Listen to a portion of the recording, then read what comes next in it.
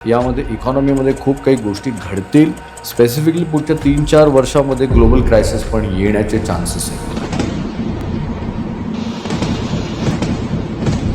War तर तिकडे चालू आहे ना, त्याचा माझ्या लाईफवरती काय इम्पॅक्ट पडणार आहे? डायव्हर्सिफिकेशन, ॲसेट अलोकेशन, रिस्ट्रक्चरिंग हे करणं मस्ट आहे. तुम्ही असंच हातावरती हात ठेवून बसूच शकत नाही. वॉर संपल्यानंतर मी ऑटोमॅटिकली ग्रो होणार असं होणार नाही, कारण तुम्ही त्याच्यामध्ये काहीच केलेलं नाही आहे ड्युरिंग दॅट सिच्युएशन. अशी ही एक कॅटेगरी आहे सध्या मार्केटमध्ये की ज्यांच्याकडे ना पैसा आहे पण ते कन्फ्यूज याच्यामध्ये सध्या की इन्व्हेस्ट कुठं करायचा. एखादी व्यक्ती 55 वर्षाची आहे, 60 वर्षाची आहे, त्याच्याकडे 2.5-3 कोटी रुपये आलेले आहेत. आता इथून पुढचे 30 वर्ष त्याला रिटायरमेंटमध्ये पॅसिव्ह इन्कम पाहिजे, प्रोटेक्शन त्याला पाहिजे. इन्व्हेस्टमेंट करणं हे सोल्युशन नाही आहे. कुठे इन्व्हेस्ट करणं हा पण सोल्युशन नाही आहे, कारण यांनी प्रोटेक्ट नाही केलं तर ड्युरिंग वॉर अँड रिसेशन त्यांनी जे कमवलेले ना ते पाठीमागे घेऊन जातील. एकदा ते पाठीमागे 5 वर्ष आले ना तर परत अजून त्यांना पुढे जाण्यासाठी 10-15 वर्ष लागतात. आज लोकांचे पगार जरी म्हटले तरी 2-3 लाख रुपये महिन्याला पगार आहेत, की जे आधी खूप वाटायचे. मग असं का होतंय की ते आजही फायनान्शियली सिक्युअर का नाही आहेत? बट ड्युरिंग दॅट क्रायसिस मी म्हणेन की खूप केअरफुली तुमच्या पैशाला प्रोटेक्ट करणं गरजेचं आहे. खूप काही गोष्टी घडतील. बरेचसे क्रायसिसमध्ये जॉब जातील, बरेचसे इंडस्ट्रीज बंद होतील. आपण बघितलं ना की या दरम्यान LPG वरती काय इम्पॅक्ट आलेला आहे. पेट्रोलची वाढ आता होण्याचे चान्सेस वाढलेले आहेत. आपल्या सगळ्यांना योगेश पाटीलचा नमस्कार. आपल्या सगळ्यांचे स्वागत आहे 10 पट मोठी स्वप्न पाहणाऱ्या नव्या महाराष्ट्राच्या सगळ्यात इन्स्पिरेशनल पॉडकास्टमध्ये, ज्याचं नाव आहे श्रीमंत स्टुडिओ प्रस्तुत श्रीमंत व्हा विथ योगेश पाटील. तर मंडळी, आजचा जो पॉडकास्ट असणार आहे तो खरंच खूप जास्त खास असणार आहे, कारण आपण आपल्या एका स्पेशल गेस्टला पुन्हा एकदा इन्व्हाइट केलेलं आहे. त्या सरांचं नाव आहे नितीन घाडगे सर. नितीन सरांसोबत आपण फायनान्सवरती अनेक पॉडकास्ट केलेले आहेत, वेगवेगळ्या एज ग्रुपसाठी, वेगवेगळ्या प्रॉब्लेमसाठी. परंतु आजचा जो पॉडकास्ट असणार आहे तो खास याच्यासाठी असणार आहे की आता जी ओव्हरऑल सिच्युएशन चालू आहे ती खूपच जास्त पॅनिक सिच्युएशन आहे, आणि अशा परिस्थितीमध्ये आपण आपला पैसा कशा पद्धतीने वाचवू शकतो आणि वाढवू शकतो, या सगळ्या गोष्टी आपण डिटेलमध्ये आज डिस्कस करणार आहोत. तर आता मी तुमचा टाईम वेस्ट करत नाही, आपण डायरेक्टली आजच्या या पॉडकास्टला स्टार्ट करूयात. तर नितीन सर, तुमचं पुन्हा एकदा आपल्या स्टुडिओमध्ये स्वागत आहे. Thank you so much Yogesh. तुम्ही पुन्हा एकदा या टॉपिकवरती बोलवण्यासाठी आम्हाला आमंत्रित केलं, आणि तुम्ही फार छान पद्धतीने म्हणालात की तुमचा पैसा कसा वाचवायचा, सो दॅट तुम्ही वाचवल्यानंतर तो वाढवता पण येईल. तो पैशाला वाढवायचा असेल तर पहिली गोष्ट तुम्हाला प्रोटेक्ट करणं गरजेचं आहे, आणि दुसरी गोष्ट ग्रोथ स्लोली ग्रॅज्युअली ऑटोमॅटिकली होते. So great. Yes sir. तर आता तुम्ही जे सोल्युशन सांगितलं त्याच्यावरती आपण डिटेलमध्ये तर चर्चा करणारच आहोत, परंतु मला आधी हे विचारायचं आहे की आता जी मार्केटमध्ये ओव्हरऑल वर्ल्डमध्ये जी काही पॅनिक सिच्युएशन चालू आहे त्याकडे बघून तुम्हाला काय वाटतं, म्हणजे तुमची काय फिलिंग आहे सध्या? सध्या काय चाललं आहे, वॉर चाललेली आहे. ठीक आहे. यामध्ये इन्व्हॉल्वमेंट कोणाची आहे? इस्रायल, इराण आणि अमेरिका. आणि त्यामध्ये दुबईसारख्या बलाढ्य देशावरती खूप सारे अटॅक होत आहेत. म्हणजे 55 वर्ष दुबईला आंतरराष्ट्रीय दर्जाचं देश बनण्यासाठी लागले. या 55 वर्षामध्ये दुबईने टॉप 10 देशामध्ये त्यांचं नाव कमवलेलं.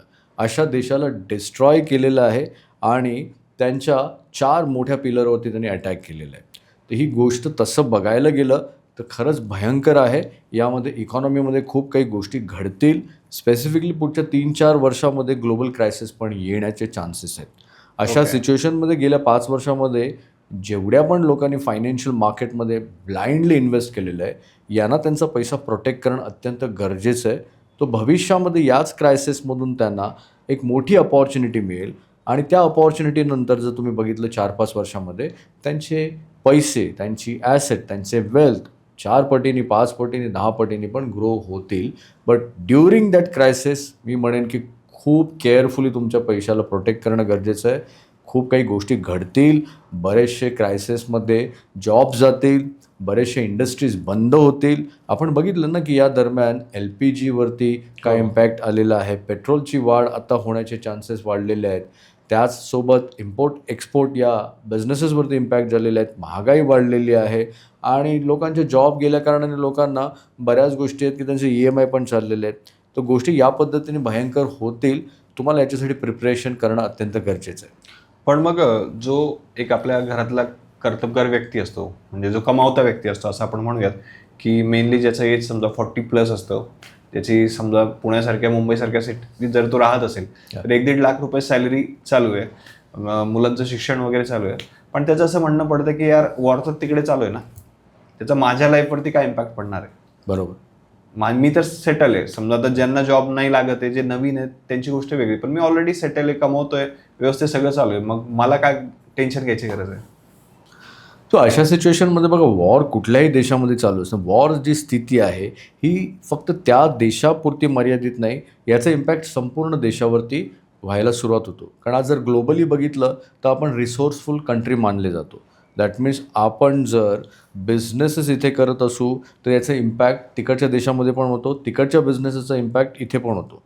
त्यामुळे वॉरमध्ये तुमच्या घरामध्ये प्रॉब्लेम काय होऊ शकतो की महागाई वाढेल, कारण पेट्रोलचा भाव वाढणार, महागाई वाढणार, त्याचसोबत तुमचं जॉबमध्ये तुमच्या इंडस्ट्रीवरती इम्पॅक्ट येऊ शकतो, इन्कम कमी होऊ शकतं, किंवा जॉब जर स्थिर राहिला तर तुम्हाला इन्फ्लेशनला बीट करता नाही येणार. महागाईमध्ये तुम्हाला इन्फ्लेशनला जर बीट नाही केलं तर दैनंदिन जीवनामध्ये बऱ्याच अशा गोष्टी आहेत ही तुमच्या आवाक्याच्या बाहेर जायला सुरुवात होतात.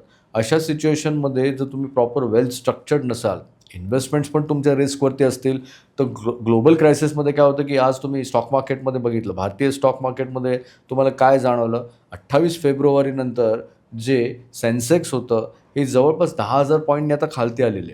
तो गेल्या वर्षभरामध्ये ज्यांनी सेन्सेक्समध्ये इन्व्हेस्ट केलेले ब्लाइंडली विदाऊट स्ट्रक्चर, आज त्यांची कॅपिटल पण जर बघितली तर त्यांनी लूज केलेली. तर ही भीती तर होणारच, वॉर कुठे येऊ, तुमच्या इन्व्हेस्टमेंटवरती इम्पॅक्ट होईल, तुमच्या इंडस्ट्रीवरती इम्पॅक्ट होईल, आणि अशा सिच्युएशनवरती इम्पॅक्ट झाला तर तुमच्या घरामध्ये पण डायरेक्टली इम्पॅक्ट होईल, मुलांच्या शिक्षणावरती इम्पॅक्ट होईल, तुमच्या फ्युचरच्या गोल्सवरती इम्पॅक्ट होईल, रिटायरमेंट तुमचं फार पेनफुल राहील. म्हणजे ड्युरिंग वॉर तुम्ही 5 वर्ष या गोष्टी ग्लोबल क्रायसिसमध्ये अडकलात तर भविष्यामध्ये पुढच्या 5-10 वर्ष तुम्ही पाठी यायला सुरुवात करतात. तर हा मेजर इम्पॅक्ट होईल, जिओपॉलिटिकल इम्पॅक्ट होईल. तर याला इग्नोर करून चालण्यासारखी गोष्ट नाही आहे. ओके, पण मग आपण सोशल मीडिया पाहून, म्हणजे आता मागचे 2-3 वर्ष बघतो की फायनान्सबद्दल अनेक इन्फ्लुएन्सर बोलत असतात. ओके, तर त्यांची ॲडवाइसेस घेऊन बऱ्याचशा लोकांनी इन्व्हेस्टमेंट करायला सुरुवात केलेली आहे, पण आता ते कुठेतरी ते इन्व्हेस्टमेंट काढायला लागले, कारण पॅनिक सिच्युएशन आहे. मग अशा परिस्थितीत त्यांनी काय केलं पाहिजे? बघा, पहिली गोष्ट म्हणजे मागच्या 4-5 वर्षामध्ये ज्यांनी फायनान्शियल मार्केटमध्ये इन्व्हेस्ट केलेलं आहे तर त्यांनी ट्रेंड बघितला. तर ड्युरिंग ट्रेंडना काही स्किल नाही की तुम्ही इन्व्हेस्ट केल्यावरती तुमचे पैसे ग्रो होणं. ज्यावेळेस क्रायसिस येतं ना त्यावेळेस तुम्हाला कळायला लागतं की तुमचे इन्व्हेस्टमेंट्स आता खूप रॅपिडली खालती यायला लागतात. तर बरेचसे लोक ट्रेंडला फॉलो करतात, तर त्या दरम्यान तुमची जी ग्रोथ होते तर त्यांना असं वाटतं की आपण स्किल्ड इन्व्हेस्टर आहोत. तर ट्रेंडला फॉलो केल्यानंतर तुमची ग्रोथ असेल तर तुम्ही स्किल्ड इन्व्हेस्टर नाही आहे, कारण तुमच्याकडे कोणत्याच पद्धतीचं स्ट्रक्चर नाही. स्किल्ड इन्व्हेस्टर केव्हा होतं की ज्यावेळेस तुमच्याकडे स्ट्रक्चर्ड आहे आणि त्या स्ट्रक्चरमध्ये ॲसेट अलोकेशन प्रॉपर आहे, तुमचे गोल्स ऑब्जेक्टिव्ह प्रॉपर आहेत, रिस्क मॅनेजमेंट प्रॉपर आहे, एमर्जन्सी प्रॉपर आहे.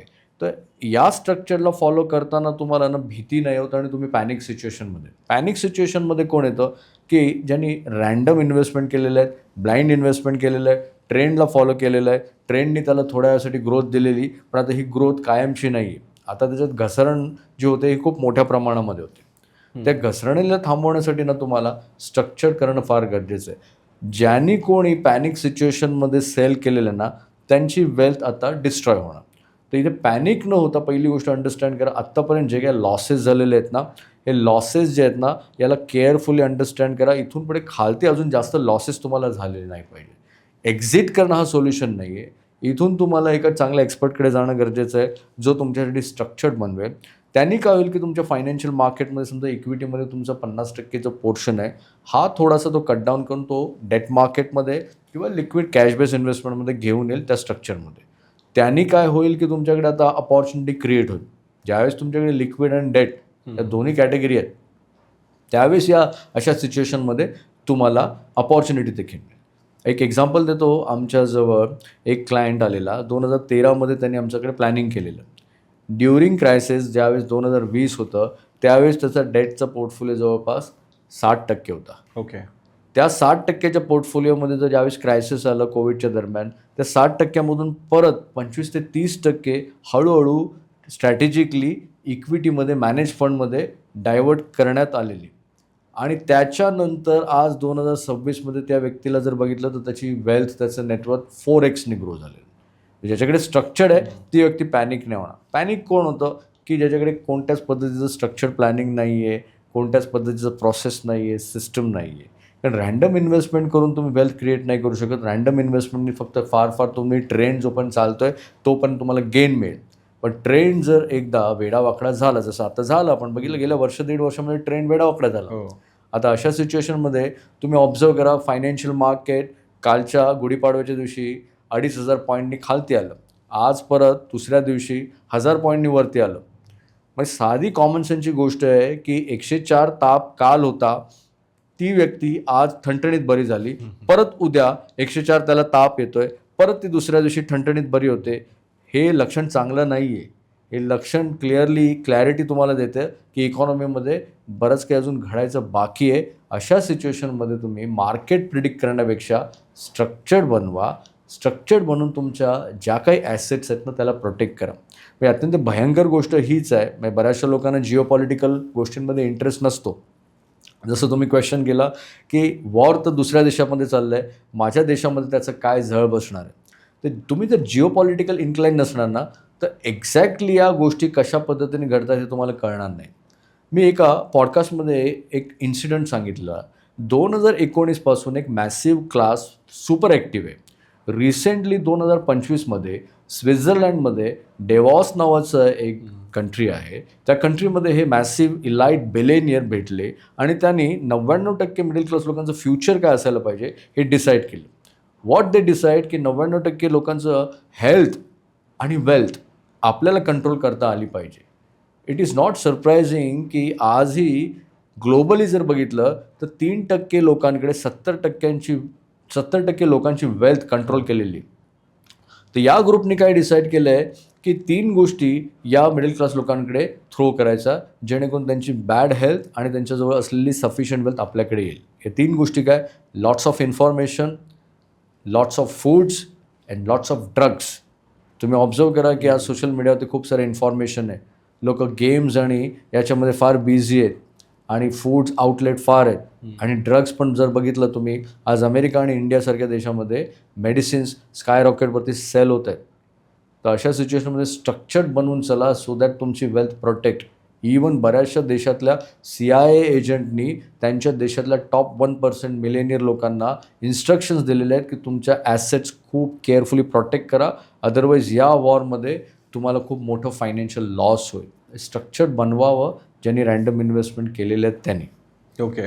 पण मग आपण हे पण पाहतो की आता काही जे फायनान्शियल इन्फ्लुएन्सर्स आहेत ते म्हणतात की वेट करा, पेशन्स ठेवा आणि ही खूप चांगली अपॉर्च्युनिटी आहे, अशा टाईमलाच पैसा बनतो. तर याच्यावरती तुमचं काय मत आहे? त्यांचं बोलणं बरोबर आहे, बट आता मला एक सांगा की गेल्या 5 वर्षामध्ये तुम्ही रँडम इन्व्हेस्टमेंट्स केलेले आहेत, तुमच्याजवळ कोणत्याच पद्धतीचे गोल्स नाही, ऑब्जेक्टिव्ह नाही आहेत आणि फक्त तुम्ही मिड आणि स्मॉल कॅप अशा ज्या ग्रोथवाल्या इंडस्ट्रीज आहेत, सेक्टर्स आहेत, तिथे तुम्ही ब्लाइंडली पैसे इन्व्हेस्ट केले आहेत, तर गेल्या 4-5 वर्षामध्ये तुम्हाला मजा आलेली. पण आता तुम्ही ही गोष्ट अंडरस्टँड करा की त्या कंपनीचं व्हॅल्युएशन फार कमी झालेलं आहे आणि बऱ्याचशा चॅलेंजेस त्या कंपनीमध्ये आल्या आहेत. इथून पुढे परत ती जी 4-5 वर्षाची ग्रोथ आहे, तुम्ही जर एक्सपेक्टेशन्स करताय आणि पेशन्स ठेवताय तर प्रॉब्लेम आहे. पेशन्स कोणी ठेवायचे? पेशन्स त्याच व्यक्तीने ठेवायचे की ज्याच्याजवळ क्लिअर रोड मॅप आहे त्याच्या फायनान्शियल फ्युचरचा. पेशन्स त्या व्यक्तीने ठेवावे की त्याला माहिती आहे की पुढच्या 18 ते 24 महिन्यामध्ये जर माझा जॉब गेला तर 18-24 महिन्याचं माझ्याकडे ड्युरिंग क्रायसिस माझ्याकडे एमर्जन्सी फंड आहे.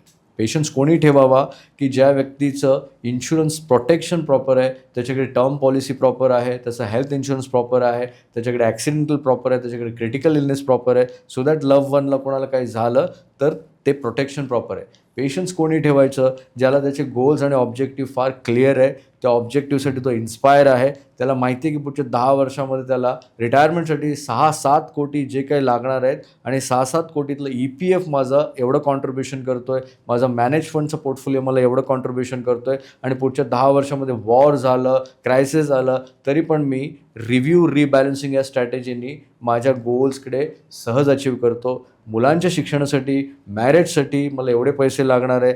मुलांचं शिक्षण झाल्यानंतर समजा ते फायनान्शियल स्ट्रगल करत असतील तर त्यांना स्ट्रगलमध्ये बाहेर काढण्यासाठी मला एवढे पैसे लागणार. ज्या व्यक्तीला ही क्लॅरिटी आहे ना, तो खरंच पेशन्स ठेवू शकतो. ज्याच्याकडे क्लॅरिटी नाही आहे त्याला पेशन्स ठेवणं हा बेसिक ॲडवाईस देणं पण चुकीचं आहे. एक केस स्टडी सांगतो. आमच्याजवळ एक क्लायंट आहे. याच्याकडे आज 2026मध्ये त्यांनी प्लॅनिंग आमच्याकडे 2012ला स्टार्ट केलं. स्ट्रक्चर प्लॅनिंग करत राहिला, प्रॉपर रिव्ह्यू करत राहिला. जेव्हा जेव्हा गरज वाटली त्यावेळेस आम्ही रिबॅलन्सिंग स्ट्रॅटेजी करतो ती पण करत गेला. आज 9.5 कोटीचं नेटवर्क त्याच्याकडे. त्या 9.5 कोटीमधले 2.5 कोटी फक्त त्याच्या मुलीच्या एज्युकेशन, मॅरेज आणि पेरेंट्स एमर्जन्सीसाठी लागणार आहेत. उरलेले 7 कोटी जवळपास त्याचं रिटायरमेंट अकाउंट आहे. आज त्याची 2-2.5 लाख रुपयाची महिन्याची गरज आहे. याला या पद्धतीने ॲसेट अलोकेशन डायव्हर्सिफिकेशन केलेलं आहे की ज्याच्यामध्ये कॅश बेस इन्व्हेस्टमेंट आहेत, ज्याच्यामध्ये डेट इन्स्ट्रुमेंट आहेत, ज्याच्यामध्ये मॅनेज फंड आहे, स्टॉक पोर्टफोलिओ आहे, ज्याच्यामध्ये रिअल इस्टेटमध्ये REIT आहे, ज्याच्यामध्ये हेजिंगसाठी क्रायसिसमध्ये हेज करण्यासाठी गोल्ड पण थोड्या प्रमाणामध्ये आहेत. या व्यक्तीचं ॲसेट अलोकेशन एवढं पॉवरफुल आहे की इथून पुढे आज वयाच्या 52 वर्षानंतर तो वयाच्या 82 वर्षापर्यंत जरी जगला तरी साधारण 21-22 कोटीचं त्याचं इन्कमचं प्रोव्हिजन केलेलं आहे. त्याच्या ड्युरिंग डेथनंतर त्याची वेल्थ पण प्रिझर्व केलेली आहे, फॅमिली ट्रस्ट पण केलेली आहे आणि त्याला हे माहिती आहे की लिगसी तो 150-200 कोटीच्या पुढच्या जनरेशनला देणार आहे. पुढची जनरेशन पण त्याच्या पैशाचा योग्य पद्धतीने वापर करेल. ही व्यक्ती डिझर्व करते पेशन्स ठेवणं. ज्याला क्लॅरिटी नाही आहे तो पेशन्स कसा ठेवणार? पेशन्स फार हाय क्वालिटी इमोशन्स आहे. सहजासहजी तुम्ही बोलून पेशन्स ठेवा आणि पेशन्स ठेवता नाही येणार. तुमच्याकडे प्रोटेक्शन आहे, प्रॉपर स्ट्रक्चर्ड आहे, रिबॅलन्स स्ट्रॅटेजी आहे, देन पेशन्स ठेवू शकतात. पण मग आता तुम्ही ज्या गोष्टी सांगितल्या मला असं वाटतं की 99% लोकांकडे त्या गोष्टी केलेल्याच नसतील असं आपण समजूया.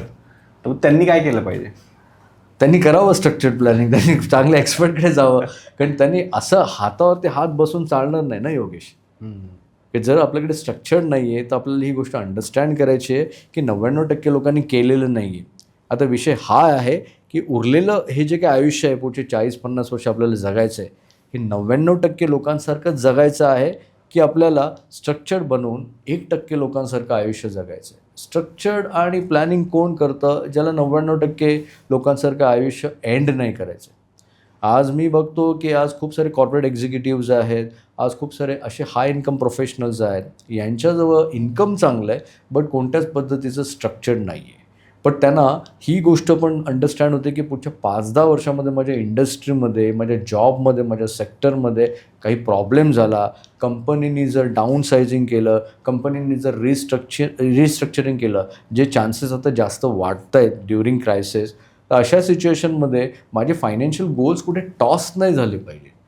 तर हे जर तुम्हाला वाटतंय, मनापासून वाटतंय ना, तर ती व्यक्ती स्ट्रक्चर्ड बनवेल. अशा व्यक्तींनी काय करावं?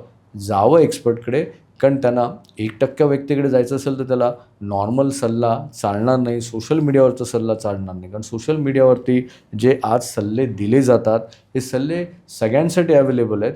आता सगळ्यांसाठी सल्ला जर तुम्ही फॉलो केला तर रिझल्ट तुम्हाला कोणासारखे येणार? सगळ्यांसारखेच रिझल्ट येणार. आज सगळे लोक ब्लाइंडली इन्व्हेस्ट करतायत. जे गेल्या 4-5 वर्षामध्ये बघितलं, आज त्या सगळ्या लोकांचे रिझल्ट तुम्ही काय आहेत? आज सगळे लोक पॅनिक झालेले आहेत. पॅनिक कोण नाही आहे की ज्याच्याकडे प्रॉपर क्लॅरिटीचं प्लॅन आहे, रोडमॅप आहे, ती व्यक्ती पॅनिक नाही आहे. तर सगळ्यांनी तुम्ही जे म्हणताय ना की 99% लोकांनी काय करावं? 1% लोकांकडे जायचं असेल तर 1% लोक काय करतात? स्ट्रक्चर प्लॅनिंग करतात, डायव्हर्सिफिकेशन करतात, गोल सेट करतात, ऑब्जेक्ट सेट करतात. ऑब्जेक्ट पण त्यांना इन्स्पायर करणारे असतात. ऑब्जेक्ट सेट करणं पण इतकं सोपं नाही आहे. तर 1% लोकांमध्ये जाण्यासाठी त्यांनी स्ट्रक्चर बनावं. ओके. आता तुम्ही एकदम प्रॉपरली सांगितलं की ॲक्शन आपल्याला घ्यावीच लागेल. कारण जर आपण ॲक्शनच नाही घेतली तर मग हे असंच चालत राहील. आता सेम केस मला वाटतं की इमर्जन्सी फंडबद्दलच आहे. कारण ज्यावेळेस आपण फायनान्शियल प्लॅनिंगबद्दल बोलतो, इमर्जन्सी फंड हा एक महत्त्वाचा मुद्दा आहे. पण आजकालची जे लोक आहेत समजा की ऑलरेडी 1-1.5 लाख पगार आहे, सगळं काही व्यवस्थित चालू आहे, त्यांना असं वाटतं की यार मी ऑलरेडी कमवतोय ना, मग इमर्जन्सी फंडची गरज काय आहे? एक्झॅक्टली. पैसा तर येणारच आहे. बरोबर. बघा, ड्युरिंग क्रायसिस तुम्ही ऑब्झर्व केलं का की आजच्या फास्ट मुव्हिंग वर्ल्डमध्ये ना तुमच्या सेक्टरचं, इंडस्ट्रीचं, तुमच्या स्किलचं आउटडेट जास्त फास्ट होतं आहे. त्यामुळे आज जे चालतं आहे ते कालांतराने 1-2 वर्षानंतर आउटडेट पण होण्याचे चान्सेस आहेत. अशा सिच्युएशनमध्ये क्रायसिसमध्ये काय होतं की जर इन्कम कमी झालं इन्कम कमी नाही झालं तर वाढलं नाही, सेम राहिलं, स्टॅग्नंट राहिलं, तर इथे तुम्हाला इमर्जन्सी फंड लागेल. वेल्थ क्रिएट करण्याच्या आधी ना तुम्हाला प्रोटेक्शनमध्ये काय करायचं, सफिशियंट इन्शुरन्स कव्हरेज पाहिजे. आता इथे मी म्हणेन की ड्युरिंग क्रायसिस 6 महिन्याचा इमर्जन्सी फंड काही चालणार नाही. तुम्हाला इथे 18 ते 24 महिन्याचा इमर्जन्सी फंड बनवावं लागेल. बऱ्याचशा लोकांकडे आज मी बघितलेलं, आमच्याकडे N number of case study, phone येतात, मेसेज येतात, ईमेल येतात की त्यांचं ॲसेट क्लासमध्ये 80 to 90% जो आहे ॲसेट क्लास हा इक्विटी फायनान्शियल मार्केटमध्ये केलेला आहे. त्यांच्याजवळ कोणत्याच पद्धतीचा इमर्जन्सी फंड नाही आहे. बट ज्यावेळेस मार्केट क्रॅश होतं त्यावेळेस काय होतं की त्यांच्या व्हॅल्यूज दिवसाला फार पडतात. रिसेंटली केस स्टडी आमच्याकडे आलेली, 2.5 कोटी रुपये त्याचे फायनान्शियल मार्केटमध्ये मॅनेज फंडमध्ये आहे. What he said, every single day आमच्या टीमला सांगतो की तो 5 ते 6 लाख रुपये त्याची व्हॅल्युएशन कमी होते. तर ही जर भीती जर त्या व्यक्तीच्या पोर्टफोलिओमध्ये असेल, दॅट मीन्स तो अनस्ट्रक्चर्ड ॲक्टिव्हिटीमध्ये इन्व्हॉल्व आहे. त्याच्याकडे कुठल्याच पद्धतीचा इमर्जन्सी फंड नाही. वेल्थ क्रिएट करायची असेल तर फर्स्ट पार्ट आहे की तुमच्याकडे स्ट्रॉंग इमर्जन्सी पाहिजे. इमर्जन्सी केव्हाही येते, अनसर्टन होऊ शकते, जसं जॉब लॉस येऊ शकतो, घरामध्ये मेडिकल इमर्जन्सी येऊ शकते. आणि या गोष्टी योगेशच्या घडतात ना, या गोष्टी इकॉनॉमी चांगलं करत असेल त्यावेळेस नाही घडत, या गोष्टी क्रायसिसमध्येच घडतात. म्हणजे जॉब लॉस, इन्कम कमी होणं, कंपनीने ट्रान्सफर केलं, तुम्हाला दुसऱ्या शहरात जावं लागतं, तिथे सेटल होण्यासाठी पैसे लागतात, त्याचबरोबर घरामध्ये मेडिकल इमर्जन्सी येते, त्याचबरोबर लव्ह वनला क्रिटिकल इलनेस होऊ शकतो, ॲक्सिडेंट होऊ शकतो, मेजर ब्रेडरनंचं डेथ होऊ शकतो. तर या सर्व गोष्टींसाठी प्रोटेक्शन लागेल. इमर्जन्सी फंड हा मस्ट आहे. विदाऊट इमर्जन्सी फंड तुम्ही जर इन्व्हेस्ट करताय तर थोड्या वेळासाठी ना तुम्हाला खूप फील गुड फॅक्टर येईल, बट कालांतराने या गोष्टी घडल्यानंतर तुमचा जो पोर्टफोलिओ आहे, जो तुम्ही लॉंग टर्ममध्ये इन्व्हेस्टेड राहणार हे डिसाईड केलेलं, तो तुम्ही ब्रेक करायला लागता, कारण तुम्हाला इमर्जन्सी आहे. ड्युरिंग इमर्जन्सी तुम्ही इक्विटी तुमचं जो खालती आलेला आहे तो सेल करता पॅनिक सिच्युएशनमध्ये. लोक लॉंग टर्ममध्ये इक्विटीमध्ये का नाही राहत, कारण त्यांच्याकडे इमर्जन्सी फंड नसतो. हे पहिलं कारण आहे. लोक लॉंग टर्ममध्ये इक्विटीमध्ये का नाही राहत, कारण ज्यावेळेस इमर्जन्सी येते त्यावेळेस त्यांच्याकडे लिक्विडिटीचा प्रॉब्लेम असतो. तर इमर्जन्सी फंड पहिलं बनवा, कमीत कमी 6 महिने. ड्युरिंग क्रायसिस मी म्हणेन की 12 महिने, 18 महिने, 24 महिने, जितका बनवता येईल तेवढं बनवा. आमच्याकडे N number of case studies आहेत. इन दोज डेज एकही केस स्टडी अशी नाही आमच्याकडे की ज्याच्याकडे 18 ते 24 महिन्याच्या खालती कमीत कमी इमर्जन्सी फंड आहे. कारण इमर्जन्सी फंड काय होतं, ड्युरिंग क्रायसिस तुम्हाला खूप क्लॅरिटी देतो. आणि स्पेसिफिकली तुम्ही जर 40 ते 50 एज ग्रुपमधले असाल तर ही गोष्ट योगेश अंडरस्टँड करा की तुमच्या रिस्पॉन्सिबिलिटी पीकवरती आहे. तुम्ही यंग एजमध्ये असाल तर तुमच्यावरती रिस्पॉन्सिबिलिटी नाही आहे. तर त्या केसमध्ये 6 महिन्याचा इमर्जन्सी फंड चालून जाईल, 12 महिन्याचा इमर्जन्सी फंड चालून जाईल. बट जर तुम्ही पीकमध्ये आहात, करिअर एस्टॅब्लिश आहे, सॉफ्टवेअर इंजिनियर आहात, एक्झिक्युटिव्ह लेवलवरती आहात, तुम्हाला 12 महिने ते 24 महिन्याचा इमर्जन्सी फंड घेऊन चालावं. It's a must, compulsory, no option, non negotiable. आणि याच्यासोबत ना आणखी एक प्रश्न म्हणजे लोकांच्या मनात सतत येत असतो की यार मार्केट पडतंय, सोन्याच्या भावाचं समजत नाही, कधी चढतोय कधी उतरतोय, रिअल इस्टेटचं काय असेल, मग पैसा गुंतवा तर गुंतवावा कसा? हा क्वेश्चन मार्क खूप साऱ्या लोकांना येतो. आणि हा कोणाला येतो योगेश? ज्यांच्याकडे कुठल्याच पद्धतीचं स्ट्रक्चर्ड नाही त्यांच्याकडे येतो. की ज्यावेळेस आपण हा विचार करायला लागतो की सध्या मार्केट हे पडते म्हणून ट्रेंड काय, तो या ट्रेंडी इन्व्हेस्टमेंट म्हणतो, ज्याला आपण आमच्या भाषेमध्ये आम्ही काय म्हणतो, market based investment versus planning based investment. तर मार्केट बेस्ड इन्व्हेस्टमेंट कशावर चालतात? ट्रेंडमध्ये. सध्या गोल्ड काय करतोय, चांगलं हाईक देतोय. आता थोडं स्टॅग्नेशन आलं आहे गोल्डमध्ये. का आलं आहे? कारण गोल्ड जास्तीत जास्त जो इम्पोर्टचं काम करतो हा दुबईमधून करतो. तिथे अटॅक चालू झालेले, त्यामुळे गोल्ड तिकडे डंप झालेले सगळे.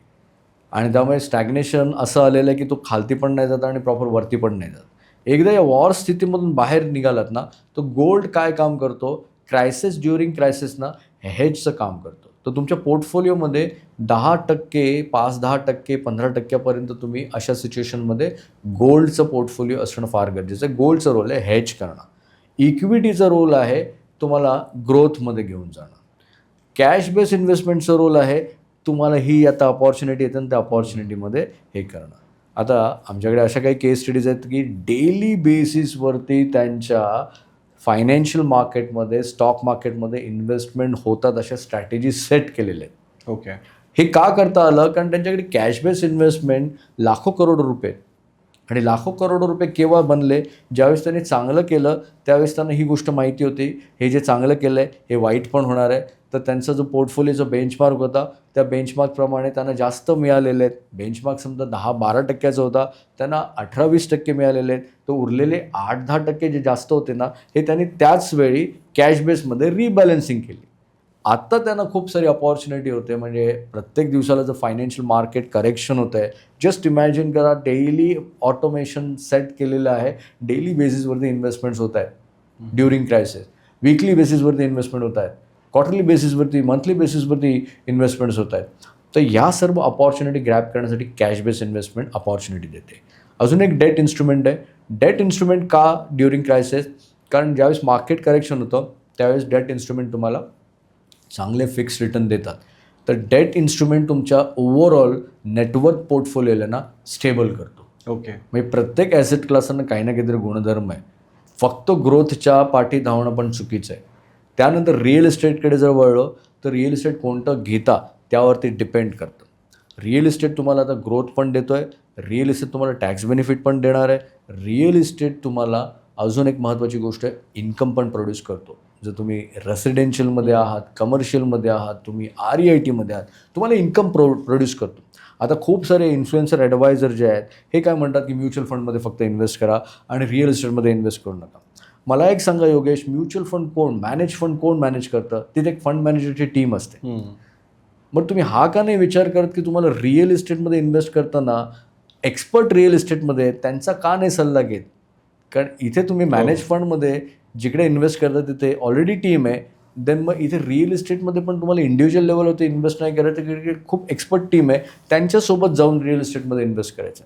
कुठल्याही एका ॲसेट क्लासवरती जर डिपेंड राहिलात ना तर ड्युरिंग क्रायसिस आपण बघितलेले 5 ॲसेट क्लास आहेत. तुम्ही 5ही ॲसेट क्लासला जर योग्य पद्धतीने अंडरस्टँड केलं, योग्य पद्धतीने तुमचे गोल्स ऑब्जेक्टिव्हला कन्सिडर करून प्रत्येक ॲसेट क्लासमध्ये किती पर्सेंटेज इन्व्हेस्ट करायचं आहे, तुम्हाला ॲसेट अलोकेशन चांगलं करता येतं आणि ड्युरिंग क्रायसिसना रिव्ह्यूमध्ये तुम्हाला रिबॅलन्सिंग पण करता येतं. रिबॅलन्सिंग म्हणजे काय की तुम्ही इक्विटीमध्ये डिसाईड केलं आहे 40% ठेवायचं आहे.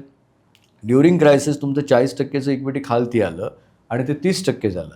आता कॅशमधून उरलेले 10% प्रॉपरली तुम्हाला स्ट्रॅटेजिकली ॲलोकेशन करायचे आहेत, सो दॅट क्रायसिसमधून बाहेर पडाल त्यावेळेस तुमची ग्रोथ पण फास्ट होईल. It's a strategic call, process based call. Randomly कोणी वेल्थ नाही क्रिएट करू शकत. या जगामध्ये अशी कोणती व्यक्ती नाही आहे.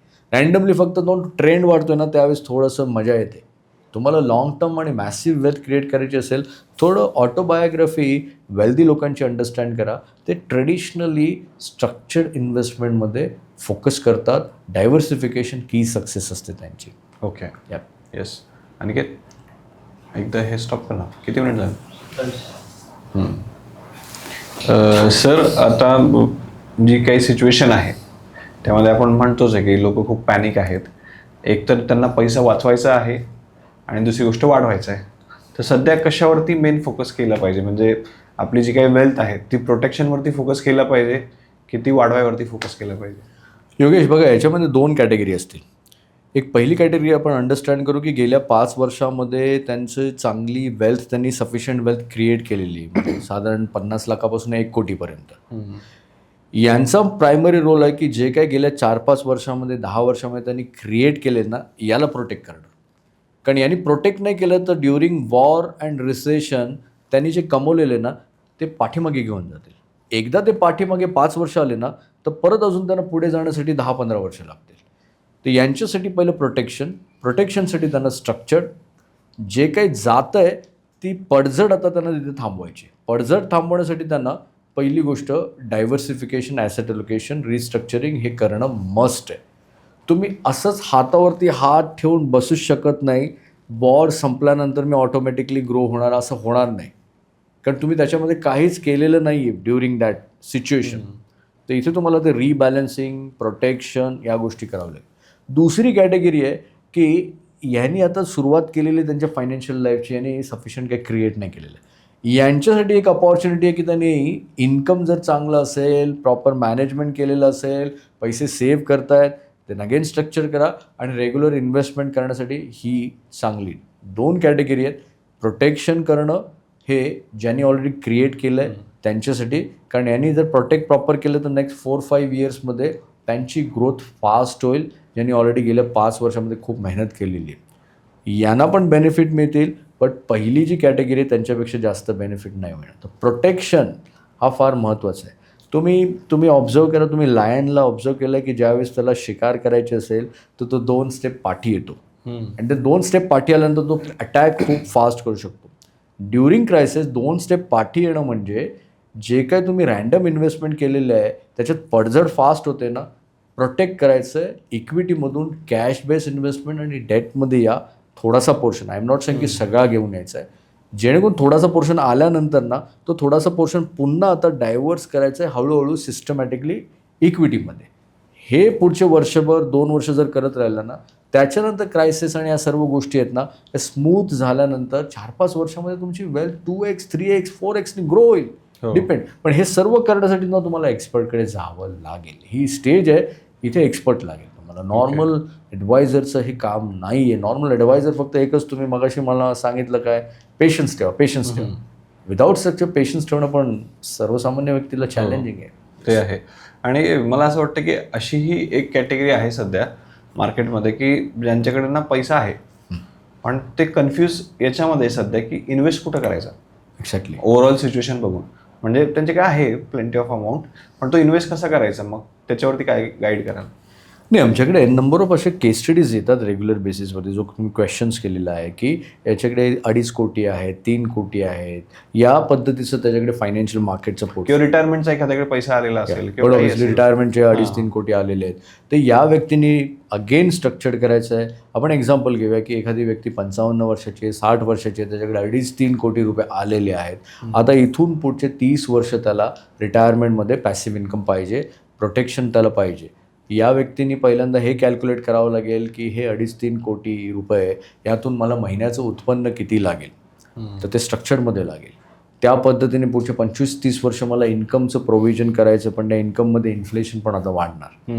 तर 7-7% इन्फ्लेशन, 8% इन्फ्लेशन वाढलं तर भविष्यामध्ये मला आज जर 50,000 रुपये महिन्याची गरज आहे तर त्यामधून मला किती रुपयाचं इन्कमचं प्रोव्हिजन करायचं आहे. त्यानंतर पुढच्या वर्षी 50,000 जर 70,000 होईल, त्याच्यानंतर 1,00,000 होईल, तर इन्फ्लेशन तर वाढत जाणार. ड्युरिंग क्रायसिस तर रॅपिडली वाढतं आणि देन मग पुढे जाऊन ते इकॉनॉमी चांगलं करतं की त्यावेळेस ते स्टॅग्नेशन थोडं होतं. तर अशा सिच्युएशनमध्ये माझ्याकडे 2.5-3 कोटी रुपये आहेत आणि पुढच्या 25-30 वर्ष मी फक्त ॲक्टिव्ह इन्कमवरती डिपेंड राहतं, पॅसिव्ह इन्कमवरती डिपेंड राहायचं आहे. तर मग त्याला ती गोष्ट कॅल्क्युलेट करावी लागेल की हे सफिशियंट आहेत का. सफिशियंट आहेत हे उत्तर मिळाल्यानंतर त्याला योग्य पद्धतीने 5 इन्व्हेस्टमेंट आहेत. कॅश बेस, डेटमधून त्याला फिक्स्ड इन्कम मिळायला सुरुवात होईल, ज्याच्यामध्ये तो मल्टिपल ॲसेट क्लास आहे, ज्याच्यामध्ये बँकेत पैसे ठेवू शकतो, पोस्ट ऑफिसमध्ये तो करू शकतो, MISमध्ये करू शकतो. पण इथे ॲडवाईस घ्या एका एक्सपर्टचं, ज्यांनी ऑलरेडी या सर्व गोष्टी हँडल केल्या आहेत. त्याचं ऑर्डिनरी ॲडवाईस नका घेऊ, पण ऑर्डिनरी ॲडवाईस या व्यक्तीला फार घातक होईल. त्याच्यानंतर मग त्याला फिक्स्ड इन्कमचं प्रोव्हिजन केल्यानंतर इक्विटीमध्ये काही पोर्शन करायचं आहे का इन्फ्लेशनला, कारण 25-30 वर्ष रिटायरमेंटमध्ये राहण्यासाठी इक्विटीमध्ये काही पोर्शन लागेल, 25-30% इक्विटीमध्ये ठेवावे लागतील. रिअल इस्टेट ॲडवायझेबल नाही या एजमध्ये, पण रिअल इस्टेटमध्ये तो फिजिकलमध्ये न जाता तो REIT मार्फत जाईल, जेणेकरून REIT मार्फत त्याला क्वार्टरली बेसिसवरती इन्कम पण जनरेट होईल. आणि फायनली मग हेजमध्ये आता थोडंसं पैसे ठेवता येतील. योग्य पद्धतीने 5 इन्व्हेस्टमेंट टाईप यूज केले, 3 कोटी रुपये भविष्यामध्ये 30 वर्षामध्ये इन्कम जनरेट करून पण नेक्स्ट जनरेशनला 30 कोटी पण देऊ शकतो. ओके, म्हणजे मला एक गोष्ट कळाली तुमच्या बोलण्यातून की सगळ्यात आधी हे आयडेंटिफाय करा की तुमचा गोल काय. म्हणजे आज जरी तुम्हाला पैसा तुमच्याकडे असला तरी या पैशाचा उपयोग तुम्ही भविष्यात कसा करणार आहात, एक्झॅक्टली हे आधी क्लिअर करा. आणि दुसरी गोष्ट म्हणजे एखाद्या चांगल्या एक्सपर्टकडे जा आणि तो तुम्हाला प्रॉपरली सांगेल की कशा पद्धतीने आपण इन्व्हेस्ट करू शकतो. येस. ओके. कारण तो एक्सपर्ट तो चॅलेंज अंडरस्टँड करेल ना. प्रॉब्लेम काय आज भारतामध्ये की लोकांना त्यांचे फायनान्शियल चॅलेंजेस काय आहेत ना हेच कळत नाही, आणि त्यामुळे चॅलेंजेस अंडरस्टँड न करता लोक सोल्युशनकडे धावतात. इन्व्हेस्टमेंट करणं हे सोल्युशन नाही आहे, कुठे इन्व्हेस्ट करणं हा पण सोल्युशन नाही आहे. एक्झॅक्ट तुम्ही जे इन्व्हेस्ट करताय हे का करताय, रिझन काय. रिझन तुमचं स्ट्रॉंग असेल ना, डायव्हर्सिफिकेशन स्ट्रॉंग असेल. रिझन वीक असेल ना तर डायव्हर्सिफिकेशन एक शब्द असेल जो मुखातून येतो आहे, पण तो एक्झॅक्टली तो प्रॅक्टिस कसा करायचा हे माहीत नाही आहे. तुम्ही लाँग टाईममध्ये वेल्थ क्रिएट नाही करू शकत. ओके. सर, एक प्रश्न मला विचारावासा वाटतो, कारण आजकाल आपण बघतो की सगळेच लोक आधीपेक्षा खूप जास्त काम करत आहेत, खूप जास्त पैसा कमवत आहेत, परंतु तरीही आज असं सिक्युअर नाही वाटत. किंवा आपण म्हणतो ना की फायनान्शियल फ्रीडम, आपण ऐकतो की फायनान्शियल फ्रीडम प्रत्येकाला पाहिजे असतो, पण आज लोक कितीही पैसा कमवत आहेत. आज लोकांचे पगार जरी म्हटले तरी 2-3 लाख रुपये महिन्याला पगार आहेत, की जे आधी खूप वाटायचे. मग असं का होतंय की ते आजही फायनान्शियली सिक्युअर का नाही आहेत, किंवा हे कधी आपण असं मॅनेज करू शकतो प्रॉपरली? आज बघा, पहिली गोष्ट हाय इन्कम काय आहे. म्हणजे भारताचं जर बघितलं क्वालिफिकेशन जर आपण, तर इथे हायली एज्युकेटेड लोक राहतात आणि वाढत चाललंय. वाढत चाललंय ते. म्हणजे भारतीय लोकांकडे, ॲव्हरेज भारतीय लोकांकडे 2 ते 3 युनिव्हर्सिटीच्या डिग्रीज आहेत. तुम्ही US आणि चायनामध्ये बघितलं तर US आणि चायनामध्ये 2-3 त्यांच्याकडे डिग्रीज नाही आहेत. ते एका डिग्रीवरती, किंवा काही लोकांकडे डिग्री पण नाही असं आहे. पण भारतीय लोक हायली क्वालिफाईड आहेत, त्यामुळे त्यांना मार्केटमध्ये अपॉर्च्युनिटी फार मिळते आणि हा इन्कम त्यांना मिळत चाललेले. अशा सिच्युएशनमध्ये प्रॉब्लेम काय होतो माहिती आहे का, त्यांचा मेजर फोकस इन्कम आहे. व्हॉट दे आर थिंकिंग की हा इन्कम आहे दॅट मीन्स वेल्थ होईल. व्हॉट दे आर थिंकिंग हा इन्कम आहे फायनान्शियल फ्री होणार. तर असं नाही आहे. Income doesn't mean you are going to create automatically wealth. तुम्हाला अंडरस्टँड करायचं, इन्कम पार्ट वेगळा आहे, वेल्थ पार्ट वेगळा आहे. इन्कममधून तुम्ही स्ट्रॅटेजिक वेमध्ये प्लॅनिंग केलं तर इन्कमचा एक पोर्शन तुम्ही ॲसेट बिल्ड करण्यासाठी वापरू शकता. आता एक मिडल क्लास लोकांचं सबकॉन्शियस लेवलवरती थिंकिंग पॅटर्न कसं आहे, आपण त्याच्यावरती डिस्कस करू. आपण लहानपणापासून डिझाईन्ड आहोत, प्रोग्राम आहोत, की आपलं जे बेसिक गोष्ट आहे ना, हे बेसिक गोष्ट फुलफिल करण्यासाठीच आपण पैसे कमवायचे. त्याच्यापेक्षा जास्त इन्व्हेस्टमेंटसाठी म्हणून मिडल क्लास लोक पैसे कमवत नाहीत. समजा आज 1 लाख रुपये महिन्याला ज्याला इन्व्हेस्ट करायचं आहे, याचं इन्कम हाय असणं गरजेचं आहे. कारण ही पण गोष्ट त्याला अंडरस्टँड करायचं की इथून 15 वर्षांनी त्याला रिटायर व्हायचं आणि 5-6 कोटी लागणार आहे रिटायरमेंटमध्ये. 5-6 कोटीचा त्याच्याकडे कॉर्पस क्रिएट करण्यासाठी लाखभर रुपये त्याला इन्व्हेस्ट करणं गरजेचं आहे. पण तेवढे बरेचसे लोक कमवत नाहीत. का कमवत नाहीत? कारण त्यांचा फोकस जो असतो हा फक्त दैनंदिन जीवनासाठी लागणाऱ्या खर्चांवरती, त्याच्यानंतर त्यांचा फोकस असतो EMI भरण्यावरती, आणि त्यांचा थर्ड फोकस असतो मुलांच्या शिक्षणासाठी. तेवढं ते खूप चांगलं करतात. त्यामुळे हाय इन्कमचा प्रॉब्लेम काय असतो, स्ट्रक्चर नसल्याकारणे त्यांना असं वाटतं की इन्कम सफिशियंट आहे आणि तेच मला हे होईल. पण कालांतराने ज्यावेळेस ग्लोबल क्रायसिस येतं त्यावेळेस त्यांना क्लॅरिटी येते की इन्कम सफिशियंट नाही. बरेचसे हाय इन्कम सफिशियंट असल्यानंतर पण काय करतात, ते टॅक्स पण चांगलं सेव्ह करतात. पण टॅक्स सेव्ह केल्यानंतर तिसरी इम्पॉर्टंट गोष्ट असते, ते रँडम इन्व्हेस्टमेंट करायला लागतात जिथे स्ट्रक्चरिंग नसतं. त्यामुळे चॅलेंज काय होतं की रँडम इन्व्हेस्टमेंट केल्यानंतर त्यांच्याकडे खूप सारे स्टॉक्स असतात, खूप सारे म्युच्युअल फंड्स असतात, खूप सारं रिअल इस्टेटमध्ये पोर्टफोलिओ असतो, खूप सारे बँकेत FDs असतात, कॅश बेसमध्ये इन्व्हेस्टमेंट असतात. पण तरी पण त्यांना क्लॅरिटी नसल्याकारणानं खूप मोठं त्यांचे व्हॅल्यूज दिसतात आणि त्यांची इन्सिक्युरिटी वाढत जाते. त्यांचे नंबर्स खूप चांगले दिसतात आणि नंबर चांगले दिसतात तशी त्यांची इन्सिक्युरिटी वाढत जाते, कारण त्यांच्याकडे क्लॅरिटी नसते, स्ट्रक्चर नसते. हाय इन्कमवाल्यांकडे जर स्ट्रक्चर्ड असेल, डायव्हर्सिफिकेशन असेल ना, कॉन्फिडंट लोक असतात. आमच्याकडे बरेचसे हाय इन्कमच्या केस स्टडीज आहेत, हे फार कॉन्फिडंट आहेत. त्यांना गॅरंटी आहे की ड्युरिंग क्रायसिस त्यांना अजून अपॉर्च्युनिटी मिळणार. जसं मी एक केस स्टडी सांगितली तसे नंबर ऑफ केस स्टडीज आहेत. एक केस स्टडी अशी आहे की त्याचं ड्युरिंग लॉकडाऊन त्याची पण वेल्थ 6 टाइम्सनी ग्रो झालेली आहे. आता त्याचं डेटचं अलोकेशन जवळपास 65% आहे. जस्ट इमॅजिन योगेश, या वॉरमध्ये त्याच्याकडे 65% डेट आणि कॅश बेस आहेत. स्ट्रॅटेजी रिबॅलन्सिंग प्रॉपर झाल्यानंतर पुढच्या 4 वर्षात, 5 वर्षामध्ये त्याची वेल्थ परत 4x जर ग्रो झाली, तर तुम्हाला माहिती किती होईल? 40 ते 45 कोटीचं नेटवर्क त्याचं पुढच्या 5 वर्षामध्ये होईल. Just because of process system. Okay. मी इतकं कॉन्फिडेंटली बोलतोय कारण we are following process and system, जे प्रिन्सिपल बेस आहे. ही ॲरोगन्सी नाही की हा ओव्हर कॉन्फिडन्सपणा नाही आहे की आम्ही स्पेक्युलेशन करतो.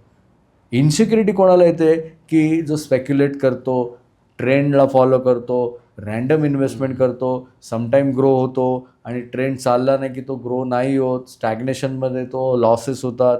त्या व्यक्तीला इन्सिक्युरिटी फील होते. हाय इन्कमवाल्याकडे जर स्ट्रक्चर प्रॉपर असेल तर इन्सिक्युरिटी त्याला फील नाही होणार. ओके. आता आतापर्यंत आपण जेवढं काही बोललो ना, ते मला वाटतं की जे जॉब करतात किंवा जे हाय इन्कमवाले आहेत त्यांच्याबद्दल बऱ्यापैकी होतं. पण आता थोडंसं आपण एंटरप्रेन्योर्सबद्दल बोलूयात, किंवा जे मोठे मोठे डॉक्टर्स आहेत किंवा रिअल इस्टेटमध्ये स्वतःचे बिल्डर लॉबीतले लोक आहेत किंवा बाकीचे पण काही हॉटेल्सवाले आहेत मोठे मोठे, तर त्यांच्याबद्दल काय सांगाल की त्यांचा जो कॅश फ्लो असतो तो बऱ्यापैकी खूप येतो, पण तरीही ते फायनान्शियली स्टेबल नाही होत किंवा फ्री नाही होत? याचं कारणच ते आहे की ते कमवण्यामध्ये फार चांगले असतात Yogesh. So there are 5 stages of money. हा मनी अवेअरनेस प्रत्येकाला पहिलं अंडरस्टँड करायचं आहे. पहिली स्टेज येते मेकिंग मनी, पैसे कमवणं. दुसरी स्टेज सेविंग मनी. तिसरी स्टेज येते ग्रोईंग युअर मनी. चौथी स्टेज येते protecting and preserving your money. 5वी स्टेज येते एन्जॉईंग युअर मनी. तर आपण ज्या बॅकग्राऊंडमधून आलेलो आहे, शाळेमधून आलेलो आहे, ज्या फॅमिलीमधून आलो आहे, तिथे फक्त स्पेसिफिकली स्कूल एज्युकेशन सिस्टीम आपल्याला पहिल्या स्टेजमध्ये थोडेसे पैसे कसं कमवायचं इतकं ट्रेन करून बाहेर सोडते, राईट. म्हणजे युनिव्हर्सिटीची डिग्री मिळाल्यावरती आपण फार काही चांगले मोठे पैसे कमवत नाही, पण थोडेसे पैसे कमवू शकतो एवढं आपल्याला प्रोग्राम केलेलं आहे. पण बाकीच्या 4 स्टेजेसमध्ये वीक आहे. आपले आई वडील सेविंग या दुसऱ्या स्टेजमध्ये मास्टर होते. जर आम्ही ऑब्झर्व केलं, आमची 18 वर्षाची प्रॅक्टिस काय सांगते की भारतीय लोक पहिली स्टेज सोडून बाकीच्या 4 स्टेजेसमध्ये वर्स्ट आहेत. आता तुम्ही जो क्वेश्चन काय विचारला की खूप सारे एंटरप्रेन्योर आहेत जे चांगले पैसे कमवतात, खूप सारे डॉक्टर्स आहेत हे फार चांगले पैसे कमवतात, खूप सारे रिअल इस्टेट डेव्हलपर्स आहेत हे खूप चांगले पैसे कमवतात, पण त्यांचा फोकस फक्त पैसे कमवण्यावरती आहे पहिल्या स्टेजवरती. बाकीच्या 4 स्टेजेस त्यांना कळल्याच नाही, तिकडे त्यांचा फोकस नाही, त्यामुळे ते प्रॉपर सेव्ह नाही करत आहे. प्रॉपर सेव्ह का नाही करत आहे? कारण किती % सेव्ह करायचं आहे यांचं त्यांच्याकडे स्ट्रक्चर नाही आहे.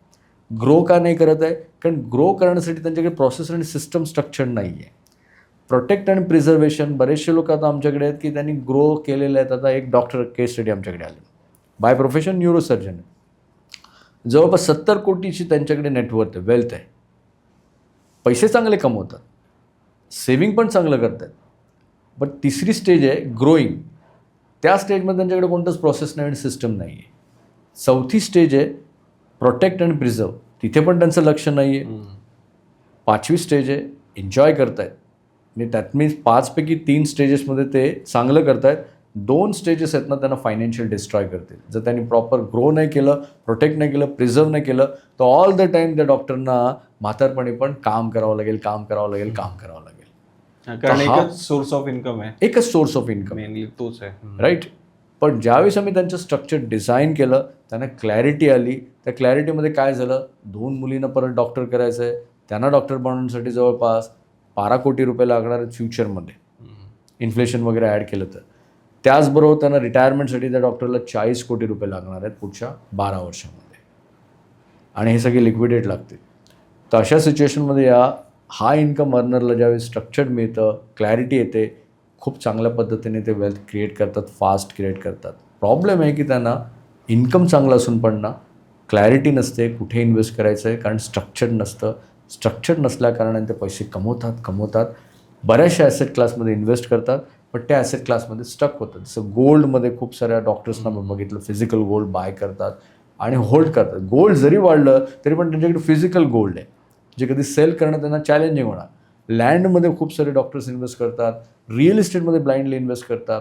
प्रत्येक ॲसेट क्लास चांगली आहे, बट ती काय इन्व्हेस्ट करायचं हे तुमच्या गोल्स, ऑब्जेक्टिव्ह आणि स्ट्रक्चरवरती डिपेंड करतं. जसं एका तुम्ही चांगल्या डॉक्टरकडे जा, जो सर्जन आहे, एक्सपर्ट आहे, तर हा नॉर्मल डॉक्टर्स असतात. ताप आला, सर्दी आला तर नॉर्मल डॉक्टर तुम्हाला गोळ्या देऊन सोडून जातात.